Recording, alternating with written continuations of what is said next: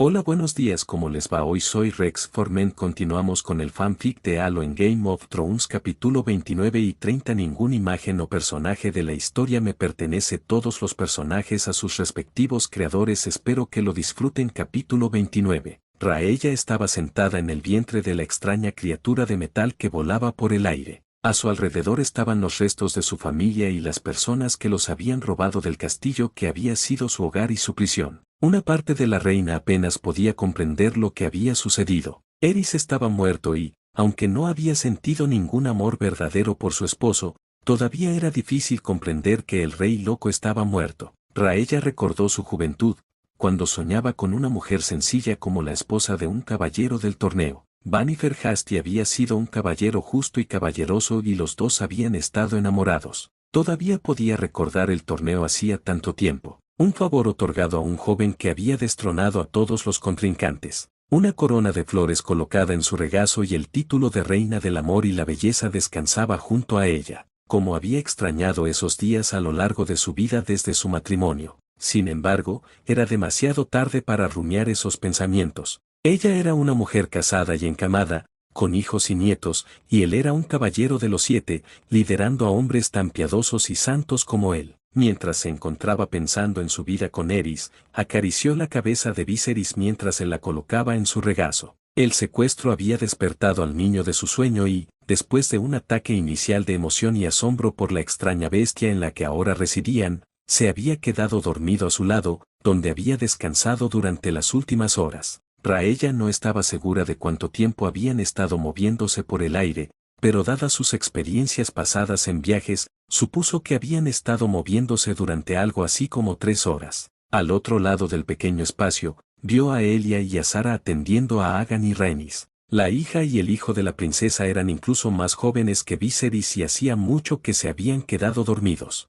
La princesa Dornien se acunó a su hijo contra su pecho, mirando a los espartanos que los rodeaban con sospecha. Raella comprendió su cautela, ella también sentía una sensación de peligro cada vez que uno de los guerreros terriblemente capaces se acercaba demasiado. Al menos parecían darse cuenta, y mientras Raella, Elia y el resto de la familia real se apiñaban más en el espacio, los Barten se apiñaban cerca de donde el muro había bajado y se había abierto. Sin embargo, no eran los únicos. Rickard Stark y Iten Glover estaban sentados cerca de ellos, y la princesa Lyanna encontró algo de espacio entre los dos grupos mientras miraba a su padre. «Padre», dijo suavemente, intentando avanzar hacia él a lo largo de los asientos de metal en los que se habían instalado. Rickard solo le dedicó una mirada a su hija antes de burlarse y volverse hacia los Partens. Uno de ellos se estiró, mostrando que sobre los asientos parecía haber pequeños compartimentos, y sacó una pieza rectangular de un extraño material reflectante. El Spartan tiró de un extremo, y Raella escuchó el sonido de un crujido antes de que sacaran lo que parecía una especie de bloque de algo. El Spartan le entregó el bloque a Lord Rickard antes de sacar otro bloque reflectante que Raella se dio cuenta de que debía ser algún tipo de envoltura o cubierta. Repitiendo la acción, le entregó otro bloque a Iten Glover y los dos comenzaron a morder el bloque, desgarrándolo, y Raella se preguntó cuándo fue la última vez que los dos hombres fueron alimentados. Sabía que la vida en las celdas negras era tortuosa en el mejor de los casos, y ni a Rickard Stark ni a Iten Glover se les había dado ninguna comodidad, a pesar de sus estatus. De hecho, con la guerra que se desataba en todo el continente, era probable que los trataran con más dureza en muchos intentos de quebrantar su voluntad. Cualquiera que fuesen los métodos utilizados, no habían funcionado y parecía que el norte recuperaría a sus señores. ¿O sí? Raella se dio cuenta por un momento de que no tenía ni idea de cómo los Lannister pretendían utilizarlos ahora que eran rehenes. Tal vez Tywin pretendía casar a sus hijos y nietos con su propia familia y reclamar el trono a través de ellos. No habría mucho que pudieran hacer en una situación así. Ni la Guardia Real ni los miles de guardias de la Fortaleza Roja habían podido evitar que menos de una docena de espartanos secuestraran o mataran a toda la familia real. Mientras pensaba en el destino que podría depararle a su familia, notó que Jane la miraba desde su lugar con los otros Partens. Raella desvió la mirada al instante, tratando de luchar contra el profundo dolor de la traición. Por supuesto, sabía desde hacía mucho tiempo que Jane había acudido a ella para forjar una conexión políticamente conveniente, pero Jane siempre había sido sincera con sus pensamientos y emociones, y hacía mucho que había dejado de intentar entrometerse en los asuntos de Raella. La reina se reprendió a sí misma. Nadie en Desembarco del Rey era lo que parecía, porque debería haber esperado que Jane lo fuera. Porque ella era tu amiga, cantó su mente traicioneramente, recordando las innumerables veces en las que Jane se había esforzado por ayudar y ser amable con Raella, incluso cuando ambas sabían que no había sido necesario. Para ella todo era un juego. Se preguntó distraídamente, acariciando el cabello de Viserys. ¿Todo era falso? Desde el principio. Quería hablar con su amiga, averiguar cuánto tiempo habían pasado juntas había sido una artimaña, una estratagema para congraciarse con la reina con el fin de matar a su marido, a su hijo. Jane sabía lo mucho que Raella amaba a sus hijos, incluso con todo lo que Rhaegar había hecho, todavía amaba a su primogénito. Lo había sostenido en sus brazos mientras Umberal ardía, lo había escuchado mientras aprendía a tocar el arpa y la lira, lo había amado, y ahora su hijo estaba muerto. Sus nietos habían perdido a su padre, y ella todavía no podía encontrar en sí misma la fuerza para odiar de verdad a la mujer. Tal vez era ella, tal vez simplemente no estaba hecha para odiar. Sacudió la cabeza ante eso. Había odiado a Eris, no violentamente, o incluso de una manera que se le notara en el rostro, pero había odiado a su hermano cuando su locura tomó el control y pasó incontables noches violándola. Sin embargo, incluso debajo de ese odio, había compasión allí. Trató de invocar ese odio hacia Jane, trató de despreciar a la mujer por hacer lo que había hecho, pero no pudo. Solo sintió una profunda tristeza en el estómago, haciendo que su corazón doliera mientras se preguntaba si estaba condenada a perder todo lo que amaba. Agarró el hombro de Viserys, tratando de acercarlo más a ella y alejarlo del peligro que ahora los rodeaba y los tenía muy cerca. Jane se giró cuando Lord Kurt salió de una puerta. No podía ver la habitación contigua, si es que había otra habitación en esa bestia de metal, pero escuchó a Elia y a Sara jadear levemente mientras miraban al señor y luego más allá de él. Lo que sea que vieron,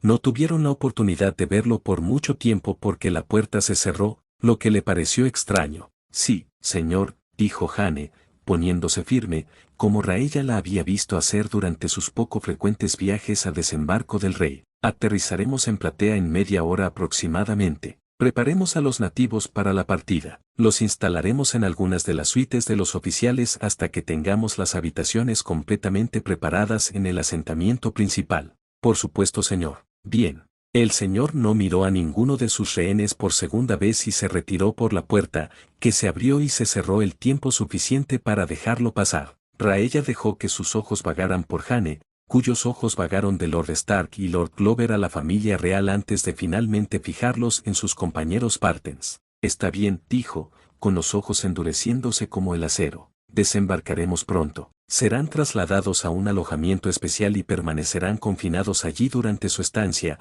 hasta que podamos conseguir un acuerdo adecuado para su regreso a sus hogares. Se solicita su cooperación en este asunto, pero no es un requisito. Agitó la mano e hizo algunas señales que Raella creyó haber visto dirigidas a Ser Sane o Ser Robert durante su estancia en Desembarco del Rey. Los dos compañeros de equipo de Jane, junto con algunos de los otros Partens, dieron un paso al frente. Te escoltaremos hasta tus aposentos. No provoques problemas a tus guardias y tu estancia será cómoda. Raella se preguntó qué problema podría haber, aunque considerando que toda esta situación probablemente había sido diseñada por Lord Tywin, esperaba que ella y su familia pudieran vivir para ver Desembarco del Rey nuevamente. Pasó un rato hasta que sintió un ligero sacudón en la bestia y la desaparición del extraño sonido agudo que se parecía al chillido del viento durante las tormentas. La extraña puerta se abrió de nuevo y Raella se preguntó cuánto tiempo habían estado viajando y si había perdido la noción del tiempo. El extraño ambiente fuera de la bestia estaba inundado de luz,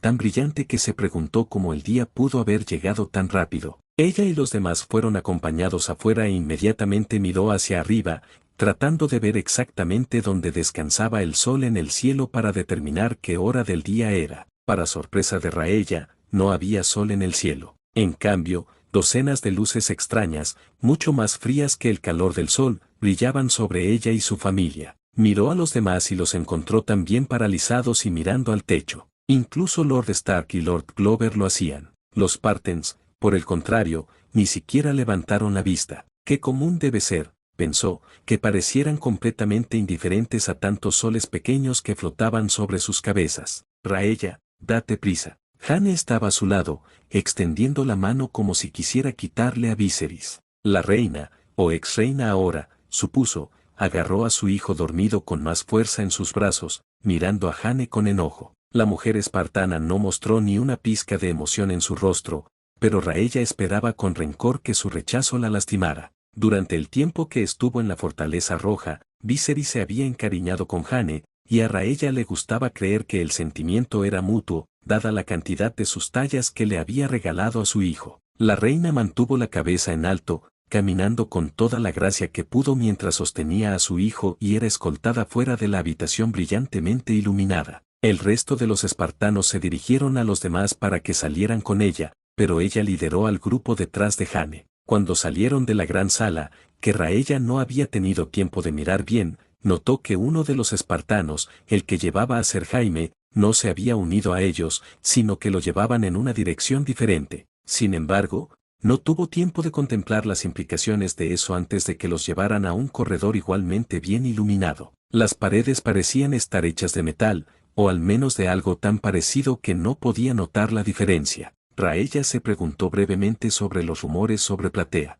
Algunos de los cuentos más fantasiosos lo describían como hecho de acero, un castillo hecho completamente de metal. Al principio había descartado la idea, ni siquiera las ciudades ricas del este o los propios Lannister tenían el tipo de riqueza necesaria para extraer tanto metal, y mucho menos pagar la forja de un castillo entero hecho de ese material. Si eso era cierto, entonces, ¿cuán rica podía ser realmente la Casa Terra? Enfrentada a un mito que había descartado durante mucho tiempo, se preguntó acerca de las otras historias que se susurraban en la fortaleza. Consideró preguntarle a Jane, pero reprimió esa idea antes de que las palabras pudieran salir de su boca. Jane la había utilizado, porque volvería con la mujer solo porque tenía algunas preguntas. Bueno, eran más que solo algunas preguntas. Mientras seguían caminando, atravesaron unas puertas extrañas y entraron en una gran habitación. Jane tiró de Raella a un lado para permitir que las demás entraran. Juntas llenaron la habitación y Raella se preguntó si esa sería su habitación por el momento.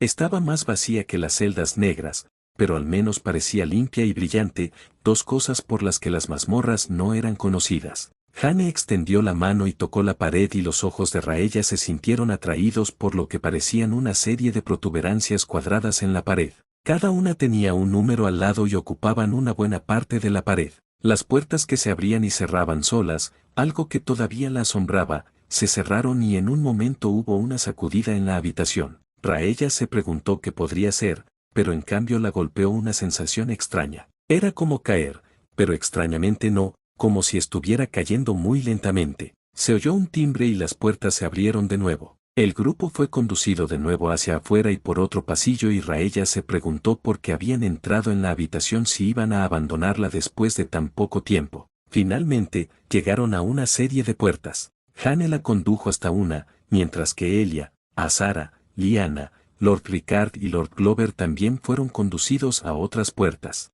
Jane presionó una mano sobre un objeto extraño que estaba justo al costado de la puerta y la puerta se abrió. Dentro, Raella vio un conjunto de habitaciones que eran de tamaño modesto, al menos en comparación con sus habitaciones en el Queo Rojo, pero aún estaban a la par con las habitaciones de invitados que generalmente se les daban a los lores visitantes cuando estaban en algunos de los castillos más pequeños. Brevemente se preguntó por qué, con toda la extravagancia que había visto hasta ahora, las habitaciones de los invitados debían ser tan mediocres. Por otra parte, técnicamente eran prisioneros, así que tal vez los estaban manteniendo en las celdas. Descartó la idea, a menos que mantuvieran sus celdas al lado de sus habitaciones de invitados, considerando que Lord Stark estaba siendo conducido a la habitación justo al lado de la suya. Cuando entró, la puerta se cerró y ella miró a su alrededor. La cama debe ser lo suficientemente grande para ambos, a menos que quieras que le demos su propia habitación. Raella saltó levemente y se dio la vuelta para encontrar a Jane parada en la habitación con ella, con la puerta cerrada. No estarás acostumbrado a las comodidades modernas, por eso tenemos que explicarte algunas cosas para que no te hagas daño, dijo. Jane extendió la mano y señaló un pequeño interruptor que parecía incrustado en la pared.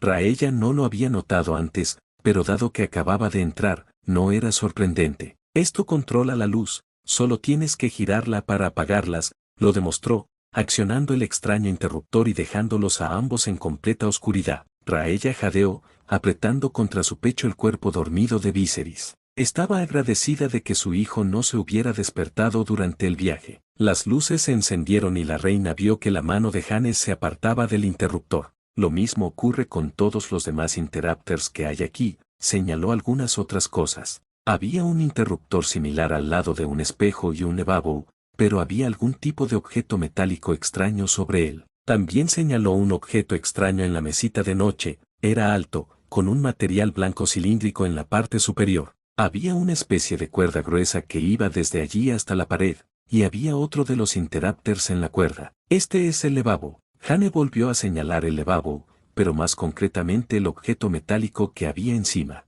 Puedes poner a Viserys en la cama, probablemente sea más cómodo. Raella quiso espetarle a Hanne, decirle que podía dejar de fingir que le importaba su hijo o ella misma, pero se tragó el comentario mordaz. Sería mejor que Hanne estuviera al menos un poco mejor. Dejó a su hijo en el suelo, se acercó a Hanne y agarró lo que parecía un asa en la parte superior. Sácalo para sacar agua. Así lo hizo, y Raella se sorprendió al ver que el agua clara fluía hacia el recipiente. Había una abertura en la parte inferior, algo que nunca había visto antes y se sorprendió por un momento al ver que el agua fluía por ella. ¿Por qué desperdiciarían tanta agua limpia? Tíralo hacia cada lado para ver la temperatura. A la izquierda para caliente, a la derecha para frío. De nuevo lo demostró y Raella se quedó paralizada cuando, en cuestión de segundos, el agua que humeaba ante sus ojos salió y luego se detuvo cuando Hanne empujó hacia abajo el mango. El agua fluyó y Raella se preguntó cómo se limpiaría la cara si el agua no se quedaba en el recipiente. Sin embargo, parecía que Hanne lo había esperado y levantó un objeto negro. Si quieres que el agua se estanque, simplemente introduce esto en el desagüe. Lo introdujo en el lavabo, como ella lo llamaba, y luego procedió a guiarla por la habitación hasta llegar al baño. Dentro había una bañera que tenía otro de los objetos metálicos que Hanne llamaba grifo. El mismo principio se aplicaba en la bañera, tirando de la palanca hacia arriba y hacia cada lado para obtener agua más caliente o más fría. Su recorrido por la habitación cautivó a Raella, y sintió curiosidad por cada cosa nueva que encontraba. La mayoría eran simples, los extraños interrupters que encendían y apagaban los pequeños soles en el techo, otros no necesitaban explicación, como el armario que contenía conjuntos de ropa. Al parecer, la habitación había sido preparada para ella y Viserys. Cuando los ojos de Raella comenzaron a cerrarse, Hanne le había mostrado casi todo acerca de las funciones de su habitación. Muchas de las tres todavía la desconcertaban, y preguntó una y otra vez acerca de las luces, como las llamaban. Un nombre bastante obvio, y que Raella encontró totalmente poco informativo, pero no recibió respuestas de la mujer espartana. Asimismo, se maravilló por el agua que salía del grifo, de dónde venía, a dónde iba, cómo hacía fluir el agua la pequeña palanca y por qué empujarla hacia cada lado hacía que el agua se calentara o se enfriara. Hanne no respondió a ninguna de sus preguntas, solo le mostró lo suficiente para asegurarse de que Raella no se haría daño. La reina de Poniente solo recibió una breve despedida de Hanne, así como una recomendación de pasta de dientes y de cepillarse los dientes antes de que la dejaran a su suerte. Raella se preguntó si podría escapar o no, pero considerando que no había manija en la puerta de su habitación y que apenas entendía el grifo de su lavabo, dudaba que pudiera abrirse paso a través de este monstruo de metal. Incluso si pudiera, Therail era una isla, y los Farmens y los Teres controlaban las únicas salidas de ella. Al ver a Viserys durmiendo pacíficamente sobre una de las almohadas, el niño no se había movido ni un segundo desde que se había quedado dormido durante el viaje,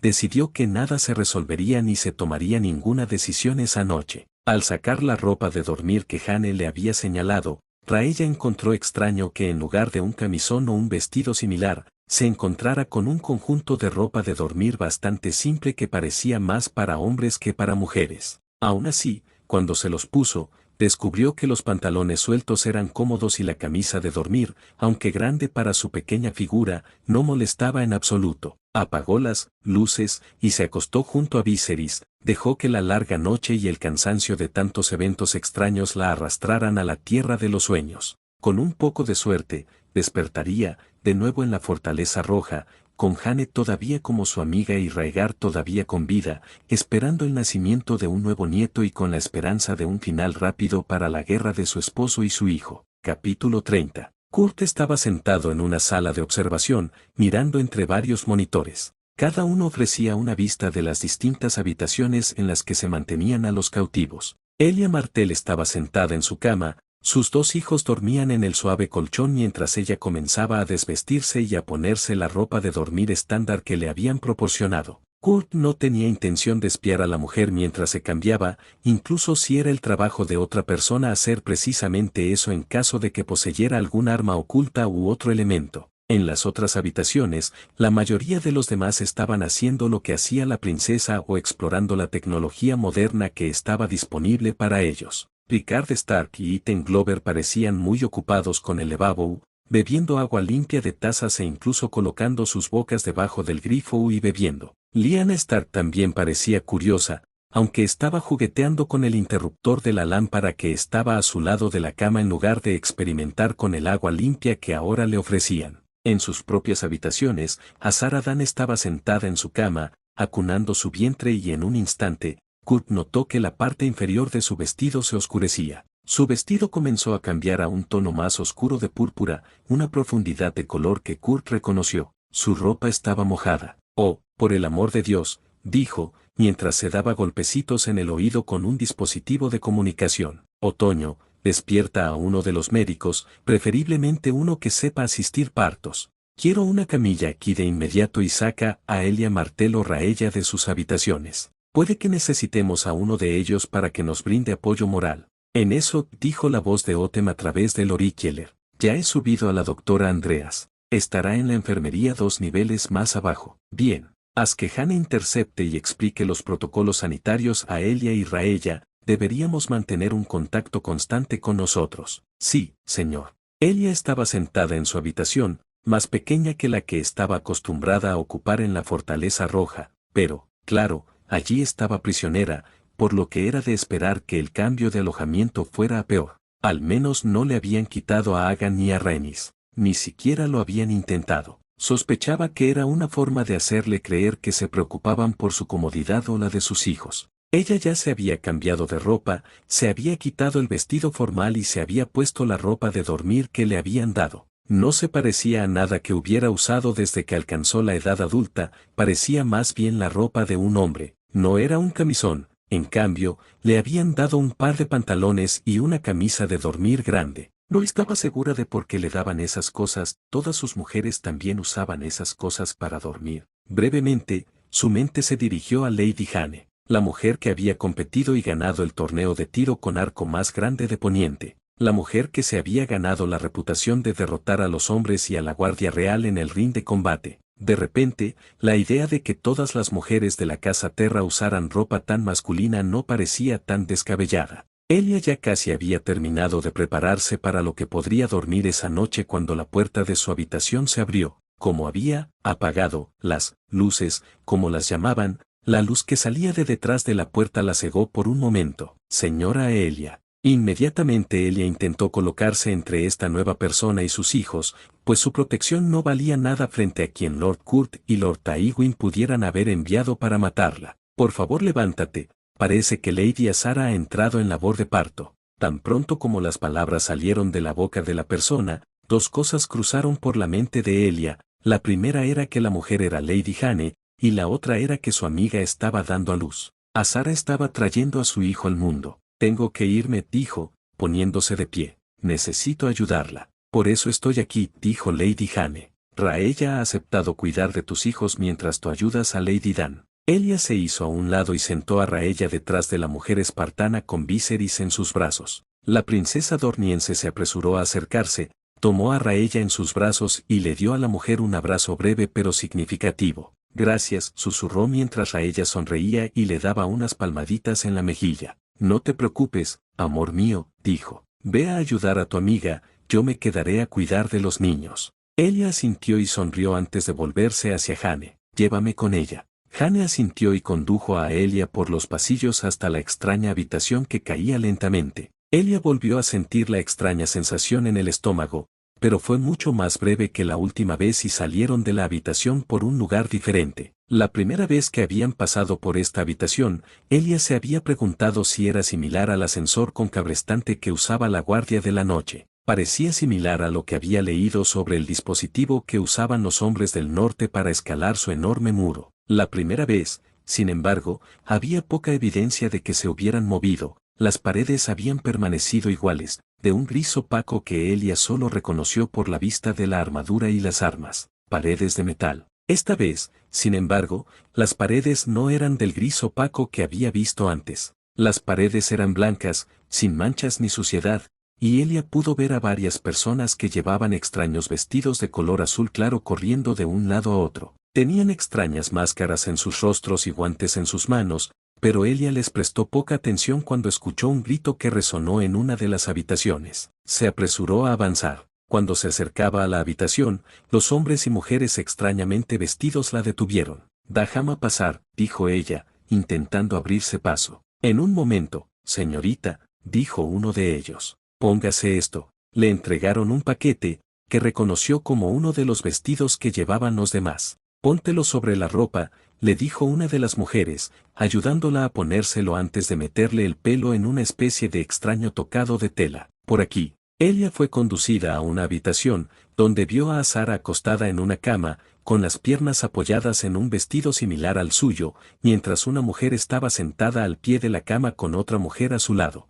Elia jadeó a Sara, el sudor cubría su frente y hacía que su largo cabello se pegara a su piel. «A Sara», dijo Elia, moviéndose hacia su lado y sentándose en una silla que estaba ubicada justo al lado de la cama de parto de su amiga. Elia tomó la mano de su amiga, sosteniéndola entre las suyas mientras otros se agolpaban a su alrededor, esperando el momento en que el bebé decidiera que quería entrar al mundo. Habían pasado horas desde el comienzo del parto de Sara y Kurt aún no había recibido noticias sobre su progreso. El último parto había sido hacía 3 horas, aproximadamente 9 horas desde el comienzo del parto de Lady Dan. Tal como estaban las cosas, el inminente nacimiento de su hijo en territorio del UNSC, más que eso, dentro de una nave del UNSC, planteaba un problema preocupante que ahora tenía que discutir con el resto de la tripulación. Azar Dan pronto tendrá a su hijo, informó a los altos mandos reunidos de la estructura de mando de Platea. ¿Y? Preguntó Tobías, sentado con una taza de café en la mano. La ley de la UEG y del Consejo de Seguridad de las Naciones Unidas estipula que los niños de otras nacionalidades nacidos en territorio de la UEG son considerados ciudadanos jus soli,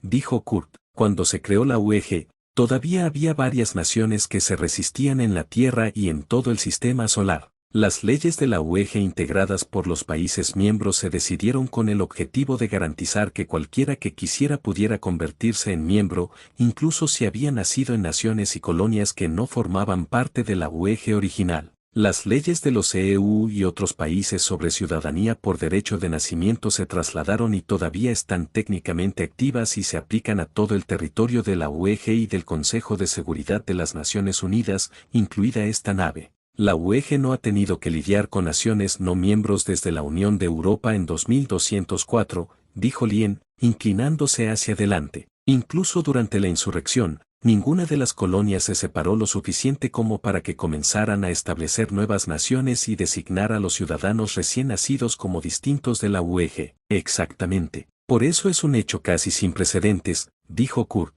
Tocó una pequeña tableta que había sobre el escritorio y se iluminó una pantalla al otro lado de la sala de conferencias. La pantalla mostraba varios documentos legales, fragmentos de las leyes de la UEG sobre ciudadanía y los derechos que conllevaba esa ciudadanía. Lo que tenemos ahora es la cuestión de si un niño nacido de un prisionero de una potencia extranjera, traído a nuestro barco como cautivo, tiene derecho a los derechos de la ciudadanía de la UEG. Como capitán y miembro de más alto rango tanto del Consejo de Seguridad de las Naciones Unidas como de la UEG, tengo el poder de tomar una decisión unilateral al respecto, pero creo que nosotros, como tripulación, deberíamos tomar esta decisión juntos. Yo voto por permitirlo, dijo Jordan Rodríguez. Piensen en el mensaje que podríamos enviar a los nativos de aquí. Toda nuestra tripulación cuenta como miembros de una casa noble, y la idea de que cualquiera que naciera como parte de nuestra sociedad pudiera obtener ese prestigio atraería a miles de personas. Pero la gente adecuada, replicó Tobías.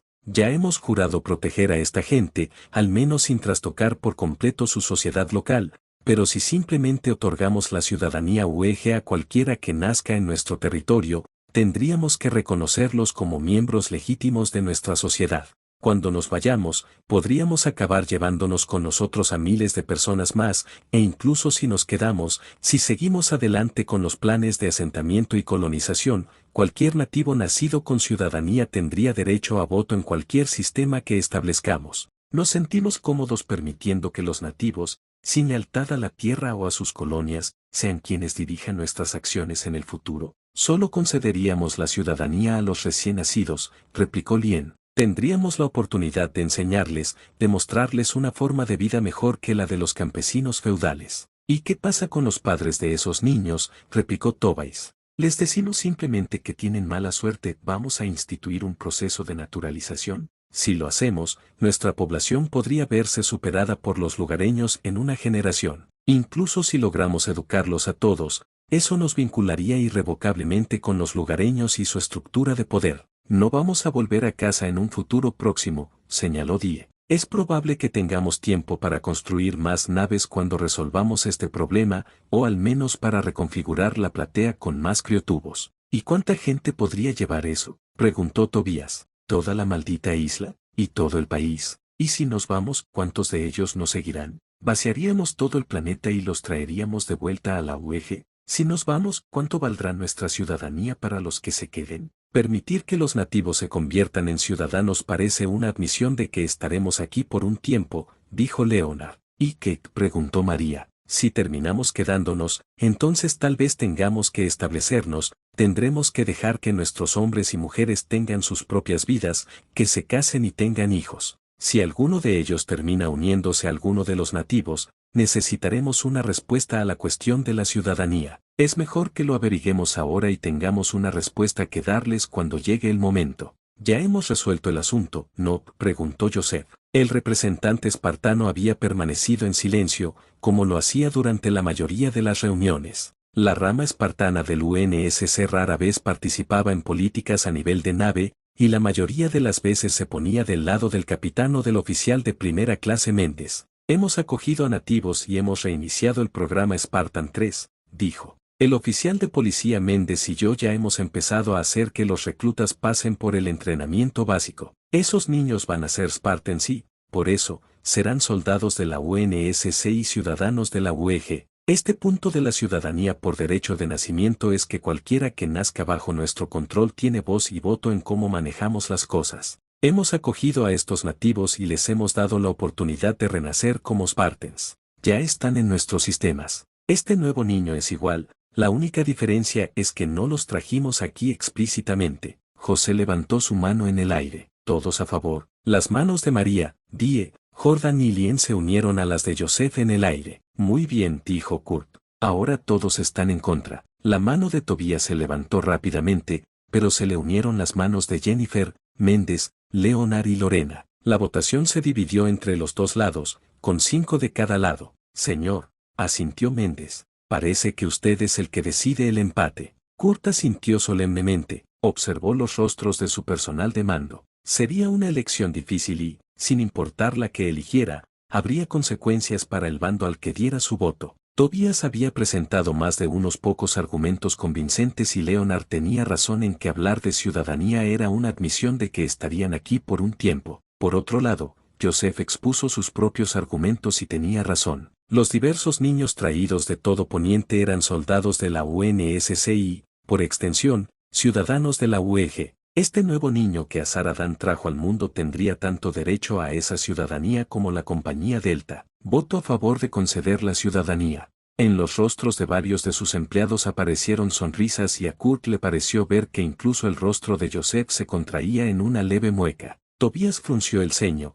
pero el resto parecía bastante despreocupado por el resultado de la votación. Muy bien, dijo Jennifer con expresión estoica. Supongo que lo único que podemos hacer ahora es volver al trabajo y esperar a que la señora Dan dé a luz a su hijo. Bueno, no tendrás que esperar mucho, dijo Otem, apareciendo sobre la mesa. Acaba de entrar en las últimas etapas de su labor de parto. Nos presentarán a un nuevo miembro del UEG. Además, ¿por qué no me dieron derecho a votar? Aquí hago más cosas que todos ustedes juntos. Kurt meneó la cabeza levemente ante las pellizades de Otem, pero se levantó de la mesa. Bueno, entonces el asunto está cerrado. Le agradezco sus observaciones y consejos sobre este asunto y parece que tengo algunas novedades que darle a una futura madre. Despedida, la tripulación reunida salió de la sala. Jennifer detuvo a su oficial ejecutivo, que lo miró. Pasa por mi oficina más tarde, tenemos que hablar sobre más despliegues y nueva información de nuestros equipos visitantes. Su segundo al mando le hizo un gesto con la cabeza. Sí señor, dijo antes de irse. El propio Kurt siguió a sus subordinados fuera de la habitación y se dirigió a la enfermería donde Azar Ahn estaba dando a luz. Oh, señor, escuchó la voz de Otem en su oído. Por cierto, Jaime Lannister se está recuperando bien de su conmoción cerebral. ¿Lo verás pronto? Después de este otoño, una cosa a la vez. Sí señor, y para que lo sepa señor, yo habría votado con usted. Te lo agradezco, Otem. Por cierto, ¿cómo están los reclutas? Las evaluaciones psicológicas se han completado. Tenemos un buen grupo esta vez. Hay uno en particular que parece estar ascendiendo rápidamente en las filas, ya tiene a más de uno bajo su mando. ¿Cuál? Uno de los reclutas de Desembarco del Rey, candidato de 001. Azar Ahn gritó cuando le dijeron que empujara. Había pasado casi medio día esperando que su hijo llegara al mundo, y ni siquiera entonces había podido dormir después de haber sido secuestrada en la noche por los espartanos de la Casa Terra. Estaba agotada, tenía miedo, tenía dolor. Cada parte de ella rogaba que le permitieran descansar, pero no podía. Su bebé estaba llegando, y tanto ella como la maestra que la ayudaba le decían que pronto todo terminaría. Muy bien, señorita, está coronando. En la próxima contracción necesito que empuje. ¿Lista? Azar asintió, echó la cabeza hacia atrás y respiró profundamente. Elia se pasó un paño por la frente, absorbiendo el sudor de la frente. Esperó a que sus músculos se contrajeran de nuevo, esperó a empujar y traer a su hijo al mundo. Muy bien, empuja ahora. El dolor llegó, Azara hizo lo que le indicaron, empujando con todas sus fuerzas. El dolor llenó su mundo, todo era borroso y distante. Solo el dolor y la sensación del aire fluyendo hacia su pecho eran claros. Y entonces se les unió un nuevo ruido. El llanto de un bebé. Azara sintió que el dolor se iba aliviando, pero apenas oyó a los asistentes del maestre mientras se abalanzaban sobre su mitad inferior. En cambio, toda su atención se centró en un pequeño bulto en los brazos de la maestre. Se había levantado de su asiento, con una pequeña masa rosada en sus brazos. La meció suavemente, pero el bebé siguió llorando. Azara podía oír a lo lejos a Elia a su lado, elogiándola y hablando rápidamente sobre el bebé, pero a Azara no le importaba. Lo único que importaba en el mundo era el niño que le traían. Un bebé sano, señorita, dijo la mujer entregándole a su hijo. Los ojos de Azara se llenaron de lágrimas cuando colocaron a su hijo en sus brazos, sobre su pecho. Ella envolvió sus brazos alrededor de su hijo, sin importarle mientras colocaban una pequeña manta sobre él. Hola, pequeño, susurró, pasando el dedo por el rostro de su hijo mientras se la abrazaba con fuerza. Ella lo tomó rápidamente en sus brazos, lo acercó a su pecho y le ofreció una de sus tetinas. Su hijo comenzó a mamar rápidamente, succionando suavemente mientras ella observaba. El tiempo pareció pasar lentamente, y en poco tiempo ella fue sacada de su letargo cuando el maestre y sus asistentes alcanzaron a su hijo. Lo siento señorita, solo tenemos que comprobar que su hijo esté sano y lavarlo y medirlo. Azara asintió con la cabeza. Sabía que los maestras se llevaban a los bebés poco después del nacimiento para comprobar su salud y lavarles la placenta. Su hijo fue levantado de sus brazos, sacado de su pecho y pronto comenzó a llorar de nuevo, aunque suavemente. Sintió que su corazón se sacudía ante el sonido y se consoló con el conocimiento de que hasta el momento, uno incluso había hecho el movimiento de separarla de su bebé recién nacido. Mientras los curanderos se llevaban a su hijo, el maestre se volvió hacia la puerta por la que había entrado Elia. Puedes hablar con ella ahora, pero sé breve, necesita descansar. Por supuesto, gracias doctor. Azara giró la cabeza para ver a Lord Kurt Ambrose de la Casa Terra, de pie en la puerta con un vestido azul y unos extraños guantes blancos. Lady Dan, primero permítame felicitarla por su saludable bebé. El señor de Platea entró en la habitación y Azara se sintió insegura de repente. Después de todo, solo habían pasado unas horas desde que ese hombre había ordenado y participado en el asesinato del rey y el príncipe heredero, y luego la había secuestrado a ella y al resto de la familia real de la Fortaleza Roja. Gracias, mi señor, dijo ella, tratando de mantener el cansancio fuera de su voz. Lo haré rápido, mi señora. Sé que debe estar cansada, dijo, ofreciéndole una pequeña y amable sonrisa. A Sara no lo creyó ni por un momento. Este hombre era frío y calculador, similar a Lord Tywin y sus semejantes. Su hijo ha nacido aquí, en nuestro territorio, y eso tiene un cierto significado. El señor de Ferail respiró profundamente. Según nuestras leyes, a todo aquel que nazca en nuestro territorio se le permite ser miembro y ciudadano del UEG. Mi señora, es mi deber como capitán de platea, miembro de alto rango del gobierno de la Tierra Unida y señor de este territorio, informarle que su hijo es, independientemente de cualquier otra lealtad, miembro de la Casa de Terra y del UEG. Hasta aquí el capítulo de hoy, espero que les hayan disfrutado, suscríbanse, denle like, compartan con sus amigos y espero que tengan un bonito fin de semana, bye bye.